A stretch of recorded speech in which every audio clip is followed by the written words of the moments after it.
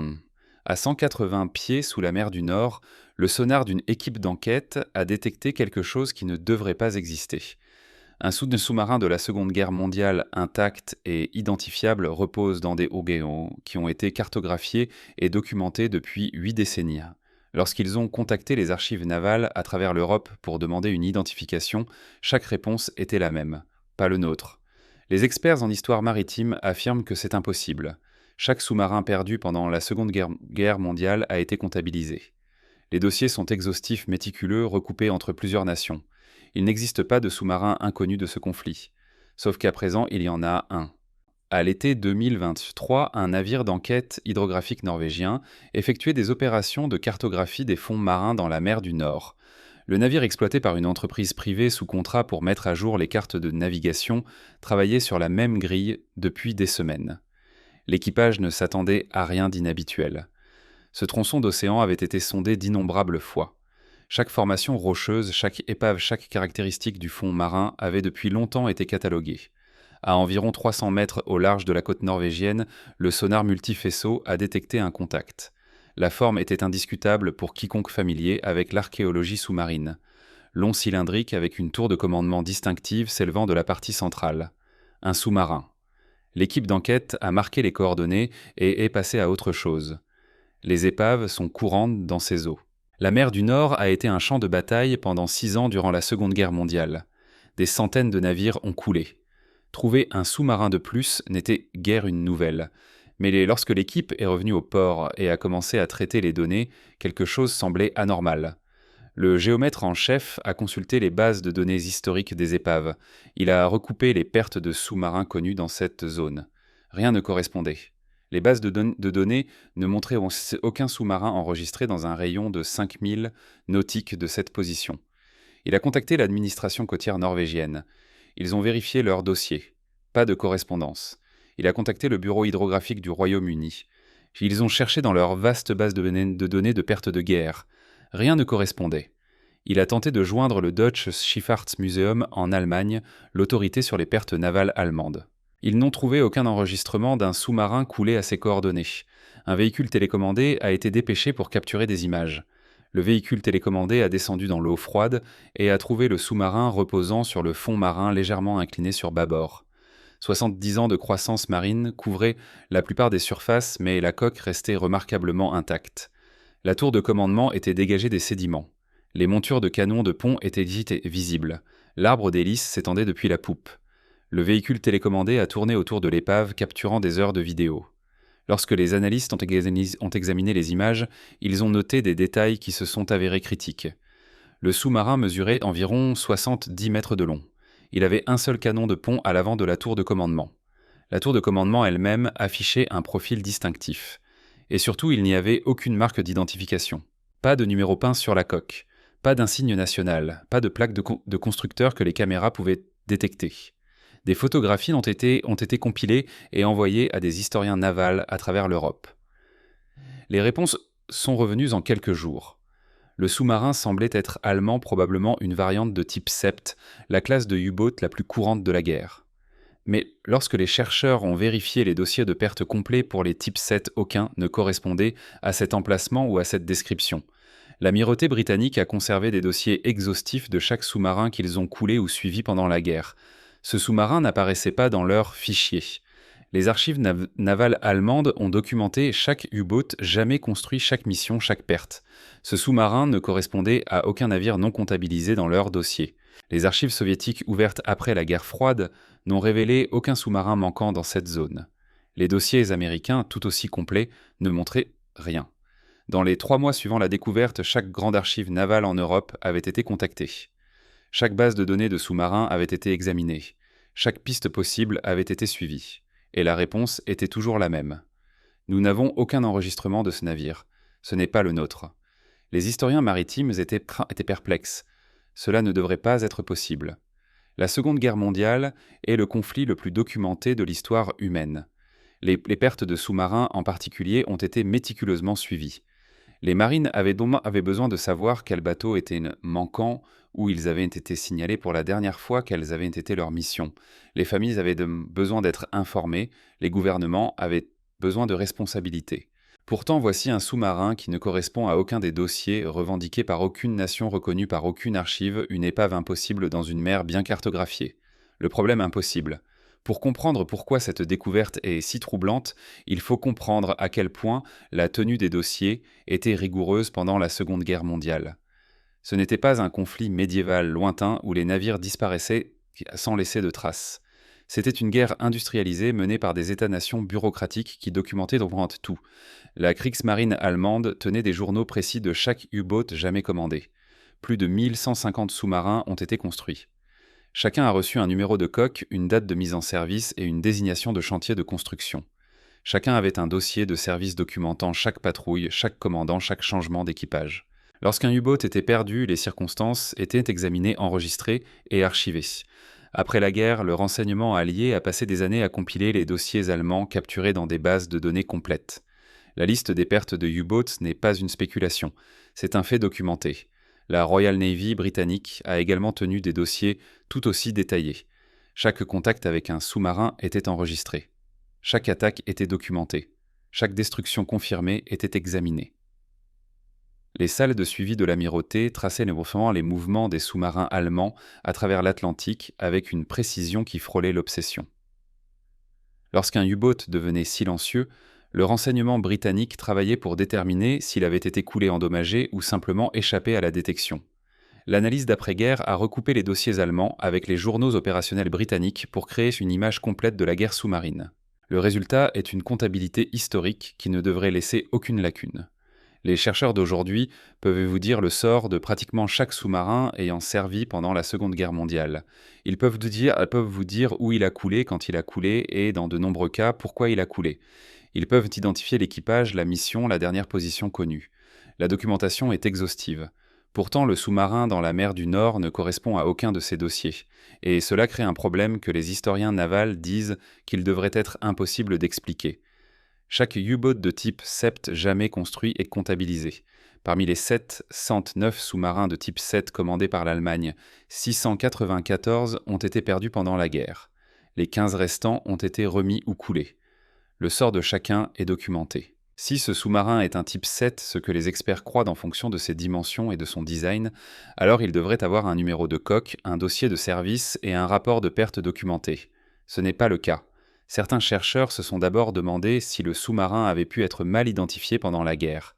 Peut-être a-t-il été attaqué et coulé, mais le navire attaquant a enregistré la mauvaise position. Cela arrive. La navigation en temps de guerre était difficile, et les positions pouvaient être erronées de plusieurs milles. Lorsque les analystes ont vérifié chaque perte de U-boat dans un rayon de 200 milles nautiques du site de découverte, aucune ne correspondait. Le design de la coque était erroné. Les dates étaient fausses. Les circonstances de la perte ne s'alignaient pas. Chaque sous-marin coulé dans cette région a soit été retrouvé et identifié positivement, soit sa perte a été confirmée par d'autres moyens. Il n'y a pas de sous-marin non comptabilisé qui pourrait plausiblement être cette épave. La possibilité d'un sous-marin soviétique a rapidement été écartée. Les opérations de sous-marins soviétiques dans la mer du Nord pendant la Seconde Guerre mondiale étaient une fente limitée. Chaque bateau soviétique perdu dans ce théâtre est comptabilisé et aucun ne correspond au design visible sur les scans sonars. Le sous-marin était clairement de construction allemande. Les sous-marins britanniques peuvent également être écartés. La Royal Navy a perdu 79 sous-marins pendant la guerre. Chacun d'eux a un sort connu. Aucun n'opérait dans cette zone lorsqu'ils ont coulé. La forme de la coque ne correspond pas au design britannique. Les sous-marins américains opéraient principalement dans le Pacifique. Les quelques-uns qui ont servi dans les eaux européennes sont tous comptabilisés. Aucun n'a été perdu dans la mer du Nord. Cela laisse les U-boats allemands. Et selon chaque archive, chaque base de données, chaque dossier historique, il n'y a pas de sous-marin allemand manquant à cet emplacement. Les dossiers disent que ce sous-marin n'existe pas. Pourtant, il existe clairement. La découverte a forcé les historiens à confronter une possibilité inconfortable. Soit les dossiers sont faux, ce qui remettrait en question des décennies de recherche et de documentation, soit quelque chose à propos de ce sous-marin a été délibérément caché, ce qui suggérerait une couverture s'étendant sur plusieurs gouvernements et 8 décennies. Aucune des explications n'est satisfaisante. Plus les chercheurs examinent les preuves, plus les questions deviennent troublantes. l'épreuve, l'équipe d'enquête norvégienne est retournée sur le site à la fin de 2023 avec un équipement de scan avancé. Si les archives navales ne pouvaient pas identifier ce sous-marin, peut-être que l'épave elle-même pourrait fournir des réponses. Un système sonar haute résolution a été déployé pour créer un modèle tridimensionnel du sous-marin. Les scans ont capturé chaque détail de surface, chaque saillie, chaque marque de dommage. Lorsque les données ont été traitées, les chercheurs avaient une recréation numérique précise à quelques centimètres près. Ils pouvaient mesurer la longueur de la coque avec précision. Ils pouvaient examiner la structure de la tour de commandement sous n'importe quel angle. Ils pouvaient analyser le schéma de dommage et tenter de déterminer comment le sous-marin avait été perdu. Les mesures ont confirmé ce que les analystes avaient soupçonné depuis le contact sonar initial. Le sous-marin mesurait 71,5 mètres de long avec une largeur de 6,2 mètres. Ces dimensions correspondaient à un U-boat de type 7C, la variante la plus courante de la classe de sous-marins, la plus courante de la marine allemande. Plus de 560 U-boats de type 7 ont été construits entre 1940 et 1945. Ils ont servi dans tous les théâtres où les sous-marins allemands opéraient. Ils étaient les chevaux de trait de la Kriegsmarine fiables, efficaces et bien documentés. Mais lorsque les chercheurs ont recoupé les dimensions avec les dossiers de perte pour les sous-marins de mer de type 7, ils ont trouvé quelque chose d'étrange. Chaque type 7C perdu dans la mer du Nord avait déjà été identifié et localisé. Ce sous-marin ne devrait pas être ici. Les images du ROV ont fourni des indices supplémentaires. La coque du sous-marin ne montrait aucun dommage catastrophique. Il n'y avait pas de trou béant dû à des frappes de torpilles. Aucune preuve de détonation de charge de profondeur. La coque de pression semblait intacte. Quoi qu'il en soit, ce qui avait envoyé ce bateau au fond, cela n'avait pas impliqué un événement explosif violent. La structure de la tour de commandement était particulièrement intéressante. La configuration correspondait au U-boat de type 7 de fin de guerre qui comportait des plateformes de canons anti-aériens et un blindage supplémentaire. Cela signifiait que le sous-marin avait probablement été construit après 1943 lorsque ces modifications sont devenues standards. Cela a réduit la fenêtre de construction possible à moins de 2 ans. Et pendant ces 2 années, chaque type 7C commandé par l'Allemagne a été méticuleusement documenté. Le canon de pont à l'avant de la tour de commandement avait été retiré ou était tombé, ne laissant visible que le matériel de montage. Ce n'était pas inhabituel. Beaucoup de U-boats ont perdu leur canon de pont à cause de la corrosion ou de l'impact avec le fond marin, mais le schéma de montage a fourni une confirmation supplémentaire de l'identité du sous-marin. Il correspondait aux spécifications allemandes de 1944. La configuration de l'hélice visible à la poupe montrait un design à 4 pales, conforme au U-boat de type 7. Le gouvernail était toujours attaché et semblait être en position neutre. Les plans de plongée des surfaces de contrôle horizontales près de la poupe étaient également visibles et semblaient non endommagés. Ce que les images du véhicule télécommandé ne montraient pas, c'était des informations d'identification. Les numéros de coque qui auraient dû être peints sur la tour de commandement avaient soit complètement corrodé, soit n'avaient jamais été appliqués. Aucun insigne national n'était visible. Aucune plaque de constructeur ne pouvait être localisée sur les surfaces externes accessibles aux véhicules télécommandés. L'absence de marque d'identification a soulevé des questions immédiates. Les équipages de U-boats allemands étaient tenus d'afficher des numéros de coque. Ces numéros étaient peints de manière proéminente sur la tour de commandement à des fins d'identification. Les numéros permettaient aux avions amis d'identifier les sous-marins à la surface. Ils aidaient les autorités portuaires à suivre quel bateau arrivait et partait. C'était la procédure standard. Qu'un sous-marin manque de ces marquages était hautement inhabituel. Cela suggérait soit que la peinture avait complètement corrodé, ce qui semblait peu probable étant donné l'état intact des autres surfaces, soit que les marquages avaient été délibérément enlevés ou n'avaient jamais été appliqués. Certains chercheurs ont commencé à se demander si ce sous-marin avait été engagé dans des opérations nécessitant l'anonymat. Certaines missions pendant la guerre impliquaient des sous-marins opérant sans identification pour maintenir le déni. Mais ces missions étaient soigneusement documentées et impliquaient toujours des bateaux dont le sort ultime était comptabilisé. Le schéma de dommage sur la coque fournissait un autre indice. Le sous-marin ne montrait aucun signe de dommage de combat, mais il y avait des indications de fractures de contrainte le long des coutures de la coque de pression. Ces fractures suggéraient que le bateau avait descendu au-delà de sa profondeur maximale avant de couler. Les sous-marins de type 7 étaient classés pour une profondeur maximale de 300 mètres.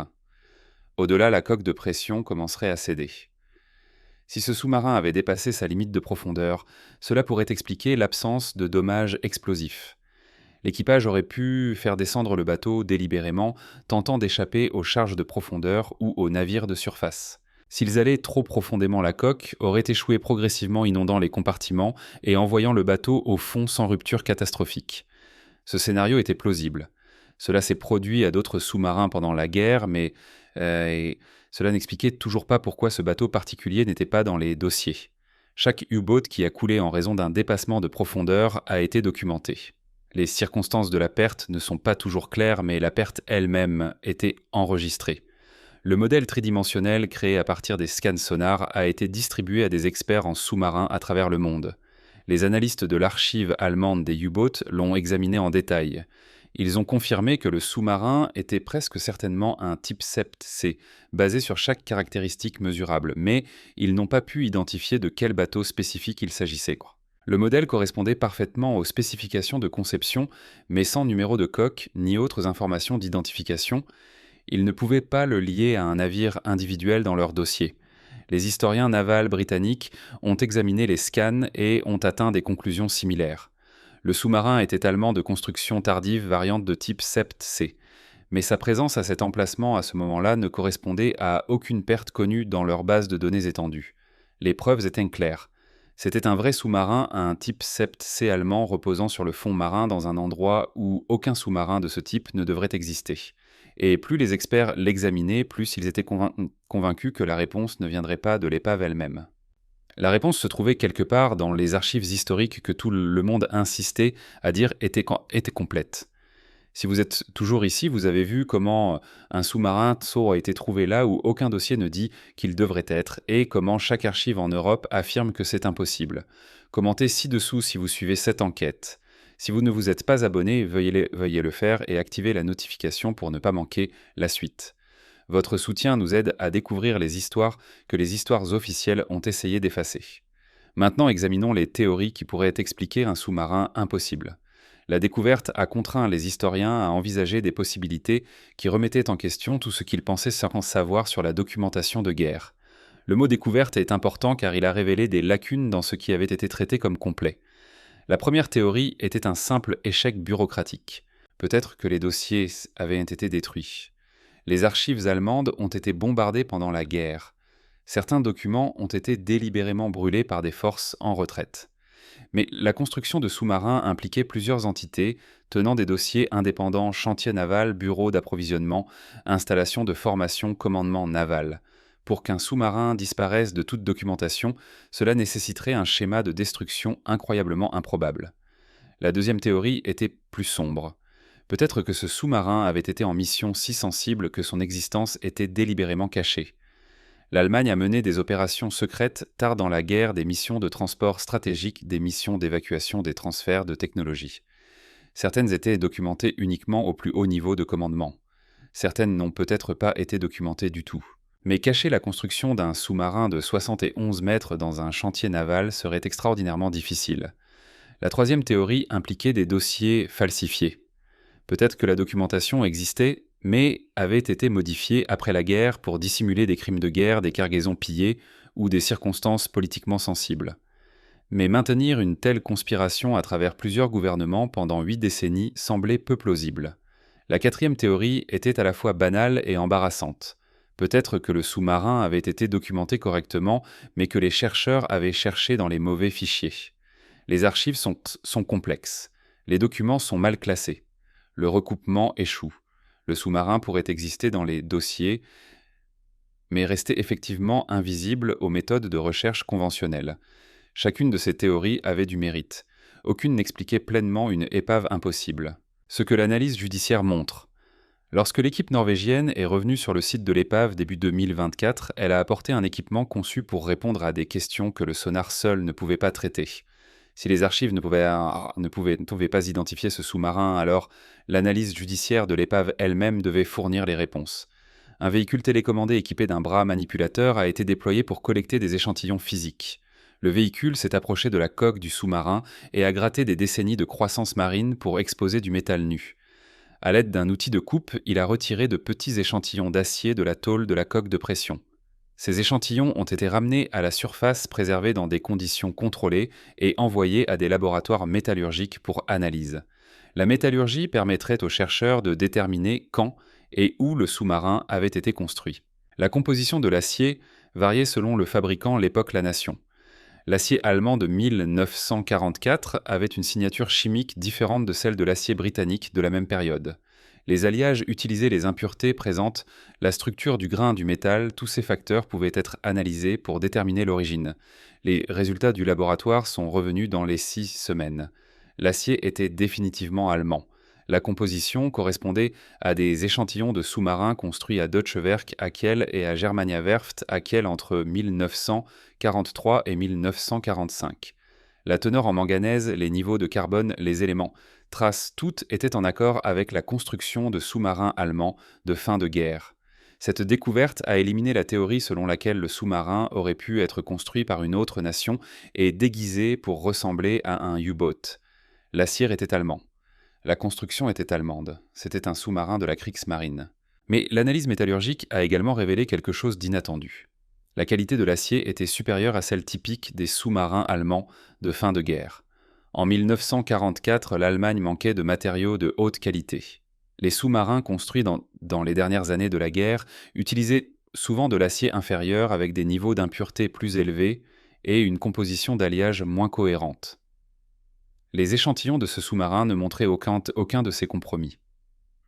L'acier était de haute qualité, cohérent, bien fabriqué.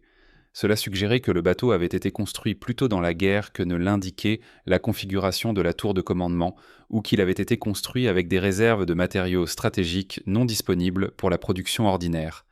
D'autres plongées de véhicules télécommandés se sont concentrées sur l'intérieur du sous-marin. Les écoutilles, c'était une antique, qui étaient scellées, mais les caméras du véhicule pouvaient apercevoir à travers des sections endommagées de la coque dans certains compartiments. Ce qu'ils ont vu a fourni des indices supplémentaires. La salle des torpilles avant était partiellement visible. 4 tubes de torpilles étaient identifiables correspondant à la configuration standard pour les sous-marins de type Sept-C. Aucune torpille n'était visible dans les tubes, ce qui suggérait qu'elles avaient soit été tirées, soit retirées. Des racks pour stocker des torpilles supplémentaires bordaient les murs du compartiment, mais la corrosion rendait impossible de déterminer si des torpilles avaient été chargées. La salle de contrôle, située sous la tour de commandement, était trop corrodée pour révéler des détails utiles. Les instruments avaient depuis longtemps disparu. Les raccords en laiton étaient devenus verts. Les structures en acier restaient, mais tout ce qui était en matériaux organiques avait été consommé par la mer. La salle des machines montrait des vestiges des moteurs diesel qui avaient propulsé le sous-marin à la surface. 2 moteurs, chacun capable de générer environ 1000 chevaux, étaient installés dans leur support. La configuration correspondait exactement aux spécifications du type Sept-C. Les arbres de transmission s'étendaient vers l'arrière en direction de l'hélice, leur alignement étant encore visible malgré des décennies de croissance marine. Le compartiment de batterie situé sous la salle des machines contenait la découverte la plus intéressante. Les batteries au plomb utilisées dans les sous-marins de la Seconde Guerre mondiale consistaient en de grosses cellules remplies d'acide sulfurique et de plaques de plomb. Lorsque les sous-marins coulaient, leurs batteries restaient souvent intactes pendant des décennies, fuyant lentement leur contenu dans l'eau environnante. Les études environnementales près des épaves de la Seconde Guerre mondiale détectent fréquemment des niveaux de plomb élevés provenant de batteries corrodées. Mais lorsque le ROV a examiné le compartiment de batterie de ce sous-marin, les niveaux de plomb dans les sédiments environnants étaient étonnamment bas. Les batteries semblaient avoir été retirées ou n'avaient jamais été installées. C'était inhabituel. Un sous-marin sans batterie ne pouvait pas fonctionner immergé. Les moteurs électriques qui entraînaient l'hélice sous l'eau tiraient leur énergie exclusivement des banques de batteries. Un sous-marin avec des batteries manquantes ou retirées était essentiellement un navire de surface. La découverte a soulevé des questions immédiates. Le sous-marin avait-il été dépouillé de son équipement avant d'être coulé ? Avait-il été en construction mais jamais achevé ? Ou les batteries avaient-elles été retirées pour une autre raison ? Les chercheurs ont commencé à examiner la possibilité que ce sous-marin ait été scuttlé délibérément avant son achèvement. L'Allemagne a coulé des dizaines de sous-marins partiellement achevés dans les dernières semaines de la guerre pour éviter qu'ils ne tombent entre les mains des Alliés. Les chantiers navals ont reçu l'ordre de détruire les bateaux encore en construction plutôt que de laisser les armées avancées les capturer. Beaucoup de ces bateaux ont été remorqués vers des eaux profondes et envoyés au fond. L'idée que cette coque avait été scuttlée délibérément semblait logique à première vue. Mais si ce sous-marin avait été scuttlé inachevé, il devrait encore apparaître dans les dossiers des chantiers navals. Deutsche Werke et Germania Werft tenaillent tous deux des journaux détaillés des sous-marins en construction. Les Alliés ont capturé ces journaux intacts. Les chercheurs d'après-guerre ont compilé des listes complètes de chaque U-boat mis à l'eau, lancé, commissionné ou scuttlé. Un sous-marin inachevé, remorqué et coulé devrait apparaître dans les dossiers de scuttling. Pourtant, lorsque les chercheurs ont vérifié ces dossiers, le sous-marin n'y était pas. Chaque type 7 scuttlé des chantiers navals qui construisaient ces bateaux était comptabilisé. Leur numéro de coque était connu. Leurs emplacements étaient documentés. Ce sous-marin ne correspondait à aucun d'entre eux. Les dossiers n'expliquaient pas l'épave. La structure de la tour de commandement fournissait un autre indice. Le ROV a pu accéder à l'intérieur de la tour de commandement par une écoutille corrodée. À l'intérieur, les restes du boîtier du périscope d'attaque étaient visibles. Le périscope lui-même avait depuis longtemps corrodé, mais le support restait. Près de là, le boîtier du périscope de ciel montrait une détérioration similaire. L'intérieur de la tour de commandement offrait des preuves que l'équipe pouvait examiner de près. Ce qui a attiré l'attention des chercheurs était la configuration des supports de périscope. Les sous-marins de type 7 utilisaient une disposition standard de périscope qui variait légèrement entre les bateaux de production précoce et tardif. L'espacement entre le périscope d'attaque et le périscope de ciel était précis, dicté par la nécessité d'adapter les deux mécanismes dans une salle de contrôle exiguë. L'espacement sur ce sous-marin correspondait exactement aux configurations de fin de guerre. Les fabricants de périscopes laissaient des marques d'identification sur leurs produits. De petits tampons et numéros de série indiquaient quelle usine avait fabriqué chaque périscope et quand. Les chercheurs espéraient que s'ils pouvaient localiser ces marques, ils pourraient enfin identifier le sous-marin. Les caméras du ROV ont zoomé sur les supports de périscope corrodés et ont trouvé une petite marque à peine visible à travers la corrosion montrant 3 lettres. C. ZW Carl Zeiss Werk, l'un des principaux fabricants optiques d'Allemagne. Zeiss fournissait des périscopes à la plupart des sous-marins allemands pendant la guerre. L'entreprise tenait des dossiers détaillés de chaque périscope fabriqué, y compris les numéros de série et les dates de livraison. Si le numéro de série de ce périscope pouvait être récupéré, il identifierait exactement quand le périscope a été fabriqué et dans quel sous-marin il a été installé. Mais le numéro de série, s'il avait jamais été estampé à côté de la marque du fabricant, était complètement corrodé. Seules les 3 lettres restaient confirmant une fabrication allemande, mais ne fournissant aucune identification spécifique. L'enquête du véhicule télécommandé a continué pendant 3 semaines, documentant chaque surface accessible du sous-marin. Au moment où l'équipe a terminé son travail, elle avait créé le dossier judiciaire le plus détaillé possible de l'épave sans entrer physiquement dans les compartiments scellés. Et bien que les preuves aient confirmé qu'il s'agissait définitivement d'un sous-marin allemand de type Sept-C, construit entre 1943 et 1945, cela n'a pas identifié de quel sous-marin il s'agissait, ni expliqué pourquoi il n'apparaissait dans aucun dossier. Le dernier indice ne viendrait pas de l'épave, mais d'une archive poussiéreuse dans un bâtiment que les chercheurs avaient déjà fouillé une fois auparavant. Parfois, la réponse n'est pas cachée, elle est simplement mal classée. En février 2024, un historien naval allemand nommé Klaus Hoffmann recherchait des livraisons de carburant aux bases de U-boat norvégiennes lorsqu'il a trouvé un dossier logistique faisant référence au sous-marin U-335. La désignation se situait dans la séquence de numérotation standard des types Sept-C. Mais lorsque Hoffmann a vérifié les dossiers officiels, U-335 n'existait pas. Il a contacté l'équipe enquêtant sur l'épave non identifiée. Au cours de 3 mois, ils ont découvert une trace de documents éparpillés dans plusieurs archives. U-335 avait été commandé en octobre 1944 pour des tests expérimentaux de snorkel. Comme il n'était jamais parti en patrouille de combat, il avait été classé sous les dossiers de commandement de test au lieu des bases de données opérationnelles des U-boats. Lorsque les forces alliées ont capturé les archives allemandes, elles ont donné la priorité aux dossiers de combat. Les sous-marins expérimentaux se sont retrouvés dans des collections séparées que les chercheurs d'après-guerre ont rarement explorées. Le 28 avril 1945, 6 jours avant la capitulation, U-335 a reçu des ordres de scuttling. L'équipage a retiré les batteries et a peint les numéros de coque, a remorqué le bateau au nord-ouest de la Norvège et l'a envoyé au fond. Les coordonnées correspondaient à l'emplacement de l'épave à moins de 2000 nautiques. Le sous-marin n'avait pas disparu parce que les dossiers avaient été détruits. Il avait disparu parce que les dossiers avaient été mal classés. Si un sous-marin pouvait se cacher pendant 8 décennies en plein soleil, combien d'autres pourraient encore attendre? Le sous-marin dans la mer du Nord n'est plus inconnu. U-335 a été identifié. Son histoire a été reconstituée à partir de fragments éparpillés dans plusieurs archives. Le mystère est résolu sauf pour les questions qu'il soulève sur ce que nous aurions pu manquer d'autres.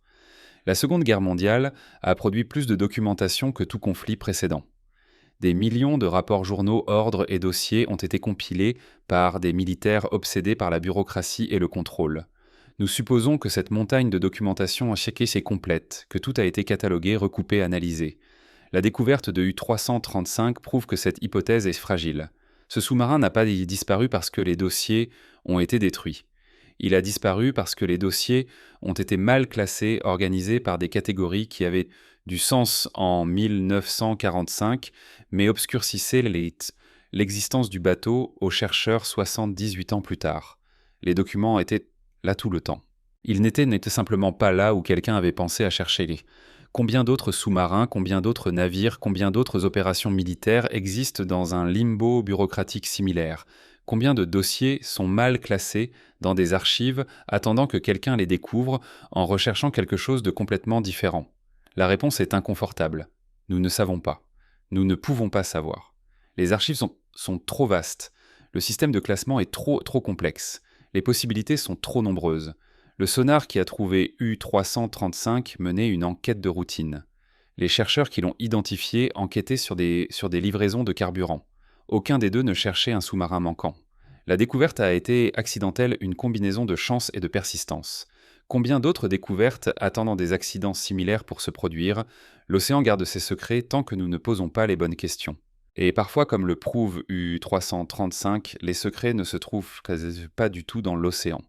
Ils sont dans des classeurs mal classés sous la mauvaise catégorie invisible, jusqu'à ce que quelqu'un regarde à un endroit où personne n'a pensé à chercher. Alors qu'en pensez-vous? Y a-t-il d'autres sous-marins, d'autres navires, d'autres morceaux d'histoire cachés en pleine vue dans les archives? Laissez vos pensées dans les commentaires. Si vous souhaitez voir plus d'enquêtes sur les mystères que la bureaucratie a enterrés, abonnez-vous et activez les notifications pour ne jamais manquer une autre plongée approfondie. L'océan est plein d'épaves, mais parfois les découvertes les plus importantes se font sur la terre ferme, dans des archives poussiéreuses parmi des papiers que tout le monde supposait déjà avoir été lus. Merci de votre attention. Jusqu'à la prochaine fois, continuez à chercher la vérité sous la surface.